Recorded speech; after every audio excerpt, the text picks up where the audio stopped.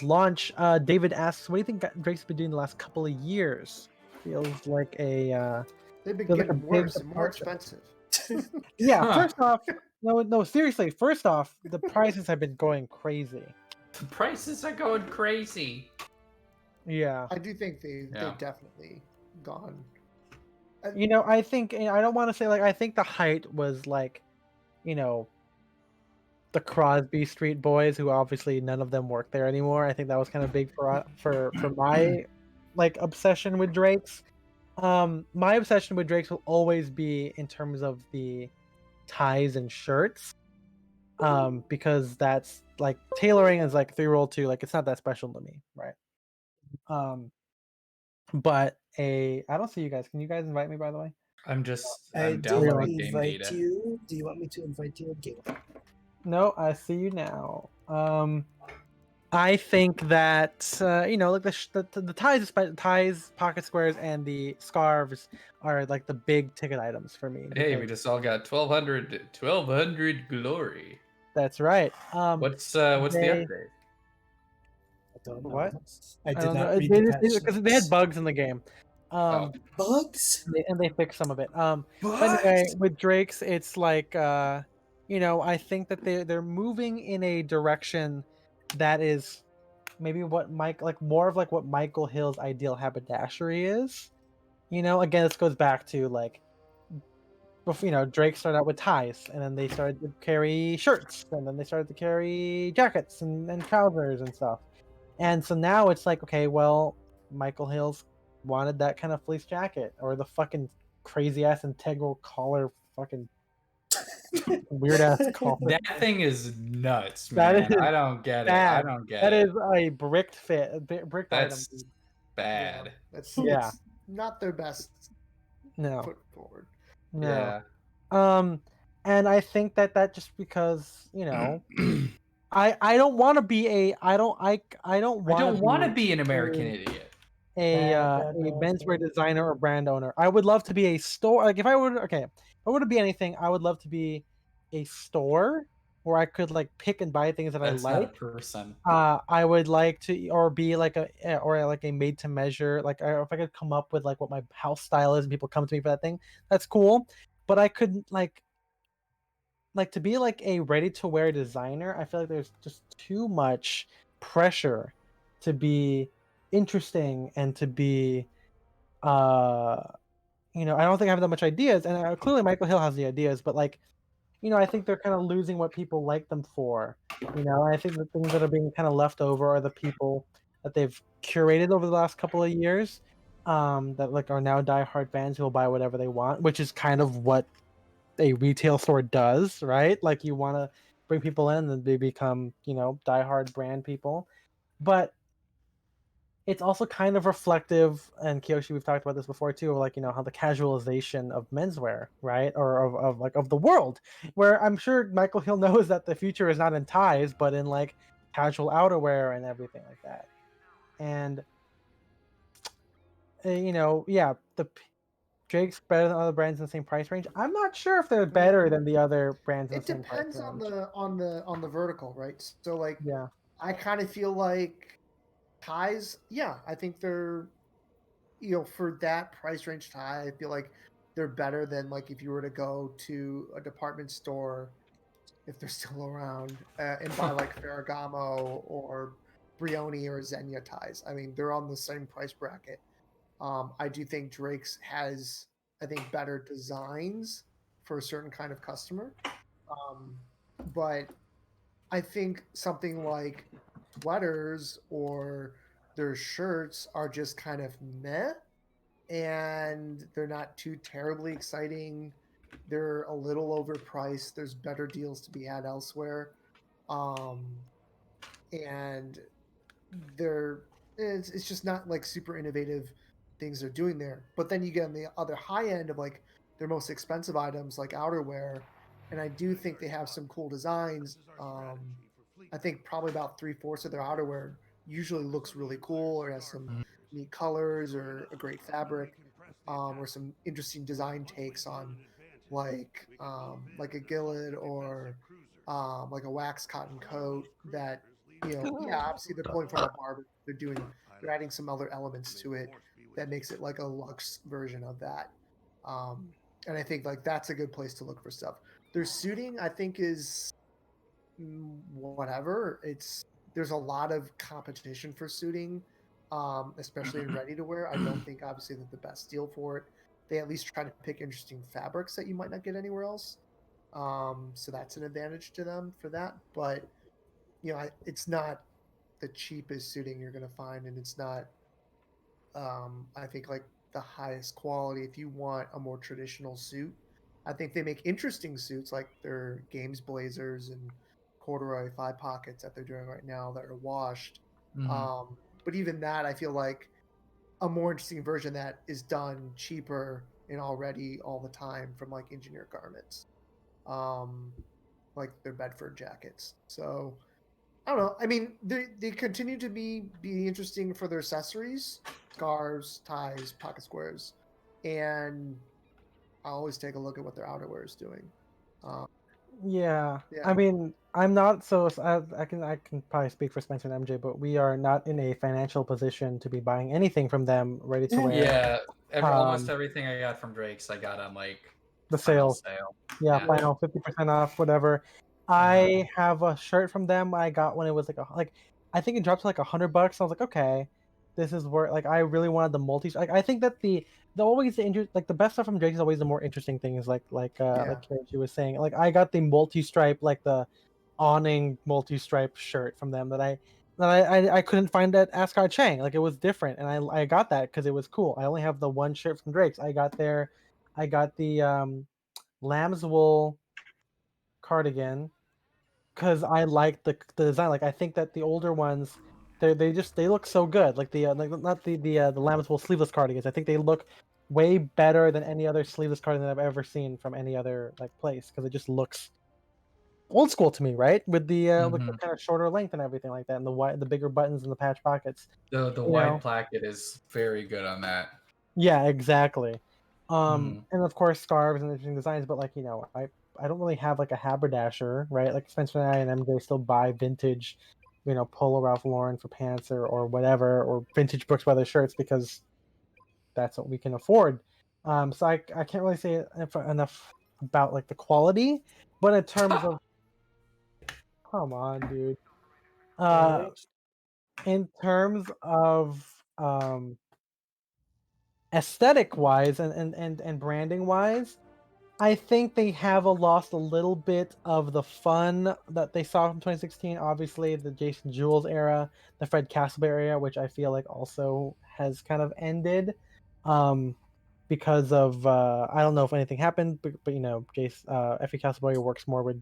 He doesn't really do work for J Music, but he's very much friends with those guys now, Mhm. like Chase and Matt Woodruff and Yeah. W.M. Brown and everything. But they kind of they have everything now has that kind of film feel, and it could just be a new era, right? Like everything's shot by James Harvey Kelly or some guy like using that big old medium format camera that we all love.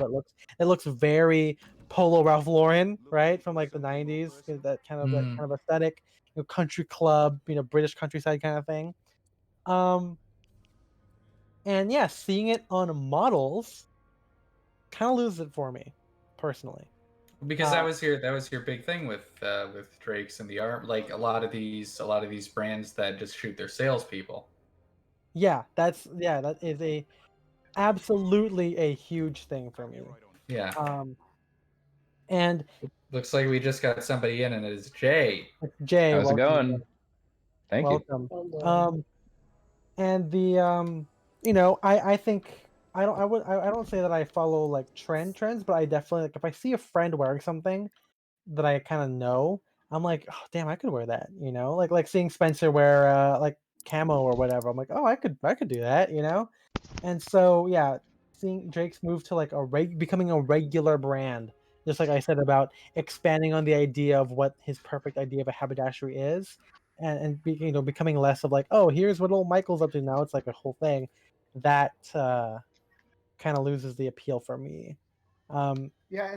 I think the more interesting thing about like Drake's is like when they shoot like their own associates like or employees, like there's a wider diverseness to like the casting call in that Yeah. sense, because you got different body types. They're not all models, let's be honest. They're cool people. But they're like normal people. They're not like their most recent lookbook, which is all like very much straight up, right? Like there's Well, not a because lot I mean, I have to of imagine that, like right now, especially, it's got to be hard to shoot a lookbook. yeah. I and would it's say just that, like- but I mean, the armory still shoots their guys with Let's face fuck masks. some shit up, boys. Okay. It helps. It helps that Elliot works in house at the armory because he is the brand director of the armory now. Cool guy. Talked to him like a couple times. Because I was like fishing around for like because he had an agency and I was trying to get in there, and then he left to work at the armory.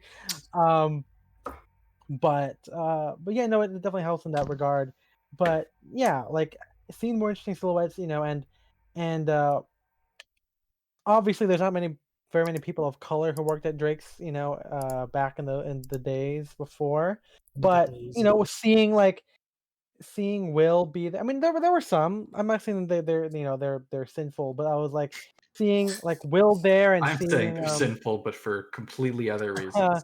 and then seeing like Kevin. There's a lot of different stuff, and like even like like Chase and Matt all have different body types. They're not perfect models, right? And I think that was Yeah, they're one of all the first- ugly as hell. That's the thing that makes them special. They're all complete uggos. Yeah.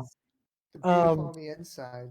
Yeah, because I think that obviously the attention is being put on the outerwear, on the fleece, on the interesting designs. Because I still think that there are cool ties still being made. I still think there are cool stuff, but people aren't really talking about them. And You I don't think get to billion-dollar brand by selling neckwear. yeah. You don't get to $1 billion brand without making a few Who enemies. the hell's shooting me? I'm hit. But yeah, it's I think that that's probably by design, where like the classic, like kind of like fun foulard prints, abstract stuff, isn't at the forefront because that's not what Michael Hill wants to be known as anymore. He wants to be known as the guy making cool clothing, and or interesting clothing, I should say, Or and interesting things. or interesting things, you know. Well, I think it's also hard for Drake's as a brand to like. I mean, you started in neckties, then you went to tailoring, and What you got going on in tail? shirting and tailoring. Okay. Like, I kind of feel like Oh, I'm gonna it's crash. hard Fuck, for that was a them drift because gone their bad. DNA isn't. Got him. I got him. Their DNA isn't really, casual wear, and so now I feel like they're trying to like shoehorn in a lot of this, like, oh, now we're doing like sweatshirts and stuff like that, where I'm like, okay, like, don't mind you doing it, but you're also charging $100 for a T-shirt. Like, And it's like sometimes it's like I noticed I noticed they were like doing a bunch of shit that's like starting like 2018 where it's like, oh, they're just doing like rowing blazers but like $200 more. it's more boring. Like, And also like just like not as interesting as rowing blazers. yeah, I mean, it's like, I would much rather buy a branded rowing blazers crew neck. Yeah. It's literally screaming rowing blazers at me 3 times on the front I need to for resupply. half the price of what like Drake's would charge for the like little embroidered crew neck. Yeah. Yeah, on that note about the rowing blazers thing, I kind of wonder how obviously there are 2 separate companies, right? Like Jack Carlson and Drake's and everything. But I'm curious, when Mark Cho took it over, like how Mark Cho is a very good businessman, obviously, as we all know. And I'm kind of curious, like if he, having your ears to the ground for the menswear lexicon and what's going on, clearly Growing Blazers was having and still is having a moment. Mhm. So Oh, especially this new collection, like where they're doing all the like reproductions or reissues, I guess, because it's all the same original makers of like all these like 80s Princess Diana sweaters. Those are fucking selling like hotcakes. Yeah. Yeah, and I'm wondering, like, obviously it doesn't make sense for the Armory to do that kind of thing, but it does make sense for Drake's to do that kind of thing, right? And capitalize on that idea, because I think that within menswear, people are similar. I think that there are older guys who want to get into rowing blazers, but obviously are put off by the younger crowd, the younger demographic. But you know, so wearing a cap that says finance might not be fun for them, but a cap that says the Charred Horticultural Society might be more of their own version of being tongue in cheek. And obviously, with that customer, you price it accordingly, not by make, but by what the customer is going to pay for it. So, Yeah, I that mean, that kind of makes sense there. I definitely wonder who like the Drake's clientele is. Now you'll never get a straight answer from them, right? But like I who think are we they did ask actually Clay. targeting, like per se? Like, I mean, are they targeting like guys in their 20s? Like their price point sure as shit isn't targeted to anyone I know in their 20s, up into their late 20s, and like that kind of income bracket. I think for most guys. So like, I just kind of curious is like, is there like an older customer that's wearing this stuff? Like, I mean, I just don't know too many people that um are kind of like that client Mhm. outside of the ties. Like I wonder if like the ties is like the enticement to like get people in the store, and then it's like, oh, they've got some neat sweaters here that I think are cool, or oh, that's a neat jacket. Like, um, it's not like I don't feel like Drake's is. It's not like the kind of coming like Ami Leandor or Rolling Blazes where there's like a very direct branded kind of um marketing around it, where it's like this is a brand, you're kind of getting into this kind of lifestyle or this type of styling choice with these elements. And I think that's kind of it seems like a very different strategy, whereas like Growing Blazers and like Island Door like clearly want to be monolithic and like their own thing. You only buy from their stores. They're not really doing Mhm. a ton of wholesale. They're doing maybe a little bit, but it's not their focus, right? And they might do collabs. That's kind of like I think like more their focus, how they want to grow. Whereas like Drake seems to be a little bit more of like the old school. Hey, let's get in a bunch of doors at a bunch of stores, go the wholesale route. At men's shops, I'm going to B. smaller like mom and pop Me too. boutiques across the globe, and be kind of like that sort of thing. I feel like their strategies are very different, and I wonder if that's like why Drake's has been kind of going the direction it has, where it's like it's not as bold and in your face and like doing these type of like collaborations that um you're kind of seeing from other people similarly in the space. Although I think like the funniest thing is like Drake's and Amelie and Dora doing a collaboration with each other. Um, Kind of funny. Yeah. Yeah, I don't. Oh fuck my bitch. Sorry. It's been a while. I have a very bad potty mouth when I'm playing video games, and I try not to do it on stream, but sometimes it just comes out. Um, no, I think that there is a little bit of like a little bit of a cult like lifestyle thing for Drake's. I don't think it's as overt as like ALD and Rowing Blazers, obviously. Yeah, I mean they're not selling out. But I mean, fucking bitch, you whore. Gotta stop, man. Yeah. Seriously. Ethan is like 2 minutes away from saying a racial epithet. Yeah. That won't happen. That won't happen. I'm ready. He's gonna go on the bridge. Clip it. We'll go see. Yeah. That's his plan to go viral on Reddit. Oh, no. Yeah, menswear streamer says the N word or something. Then we're gonna make a fucking we're gonna make a fucking style and direction submissions podcast. Everyone's gonna post the worst memes they could find on there. And we're gonna make $1 million a day. That's our next move. But yeah, I think that there is a little bit of a thing there. I think, a lot of guys like it and they try it. It's the whole thing of like dye workwear, where like people like him definitely exist, and I'm not surprised. I mean, there could be a lot of young rich guys out there. I was just gonna chime in and say that the only people that I know that shop at Drake's regularly, that buy multiple pieces a year, both of their dads are like multi-millionaires, and their other hobby is going to Michelin-star restaurants. So Eh, There you go. Yeah, I Lame. think that. Yeah, I think there are a lot more rich young guys, who might not use social media or take fit pics like we do, but still buy it because it's a very luxurious thing. There's more of those guys than we would do think. any of the older business people that you deal with, Jay, shop at Drake's, or do they just like either not wear ties or just buy ties at, I don't know, whatever luxury store rich people go to that's easy to get Barney. access?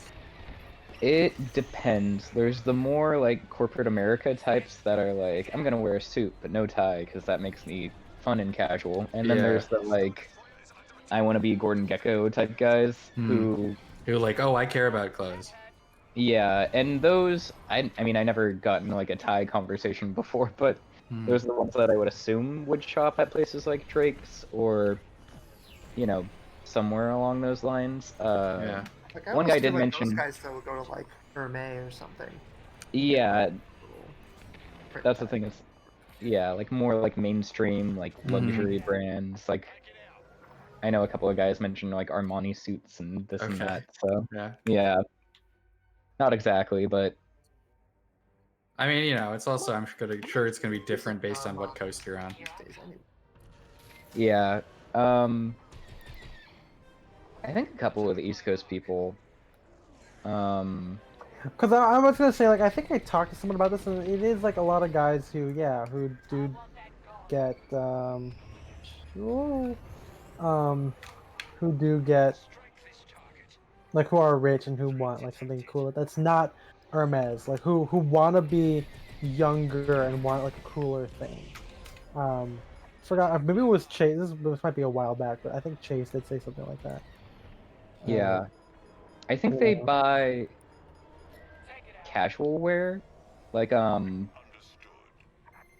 guy, I saw him on kind of like an off day when he was like coming to the office, and he had a jacket that I don't think it was Drake's, but it looked along the lines like they'll do like chore coats or like leather bombers or like stuff like that, where it's like not quite, ultra finance casual, No. but I mean, I think Succession does a pretty good job of like accurately dressing like really wealthy like old, well, I guess like kind of old money characters, but just like like really wealthy characters, where it's like pretty boring, but like every once in a while like they do have like a Drake's scarf or something.